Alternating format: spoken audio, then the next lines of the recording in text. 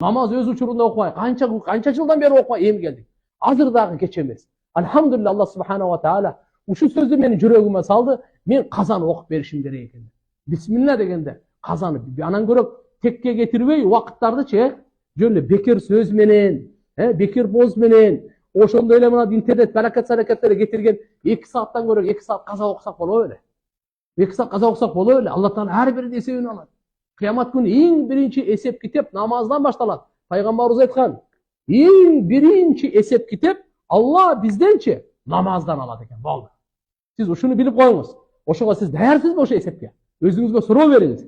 Намаздын эсебин бергенге сиз даярсызбы? Сизден биз каалабайбызбы? Бизге жагабы, жакпайбы? Бул вопрос буякта турсун.